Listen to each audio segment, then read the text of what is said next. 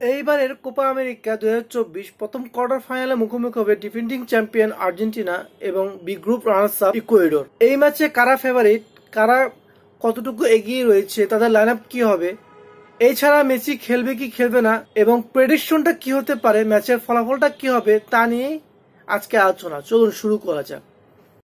Copa আমেরিকায় এখন পর্যন্ত আর্জেন্টিনা ইকুয়েডর মুখোমুখি হয়েছে 14 বার, যেখানে আর্জেন্টিনা জিতেছে 9 বার এবং ইকুয়েডর জিতেছে 3 বার। বাকি 5 ম্যাচ ড্র হয়েছে।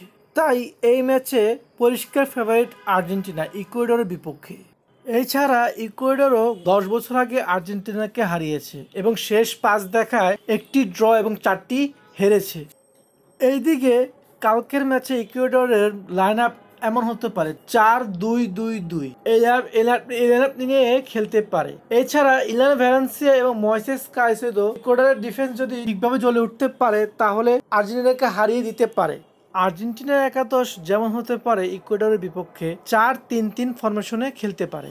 যদি Lautaro Martinez, Julian Alvarez, Rodrigo দি পলটা যদি ঠিকভাবে চলে উঠতে পারে তাহলে ইকুয়েডরকে সহজেই হারাতে পারবে। তবে শঙ্কা রয়েছে লিওনেল মেসিকে নিয়ে, কেননা তার হ্যামস্ট্রিং ইনজুরি পুরোপুরি সেরে উঠতে পারেনি, যার ফলে তাকে প্রথম একাদশ সুযোগ নাও মিলতে পারে। তার জায়গায় খেলতে পারে নিকো গঞ্জালেস। এছাড়া সেকেন্ড হাফে খেলতে পারে লিওনেল মেসি। এমনই একটি ইঙ্গিত দিয়ে রেখেছেন আর্জেন্টিনার কোচ লিওনেল স্কলানি। তবে ম্যাচ জিতে যেতে সহজ হবে না মেসিদের জন্য, তা আগেই জানিয়ে রেখেছিলেন ইকুয়েডরের কোচ ফেলিক্স সানচেজ। তিনি একটি সংবাদ সম্মেলনে বলেছেন তার দল সর্বোচ্চ দিয়ে চেষ্টা করবে আর্জেন্টিনাকে আটকানোর জন্য।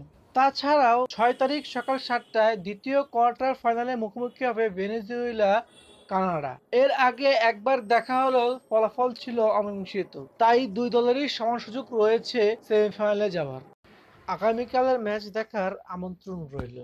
খেলাটি দেখতে পাবেন বাংলাদেশ থেকে টি স্পোর্টস এবং টি স্পোর্টস অ্যাপে।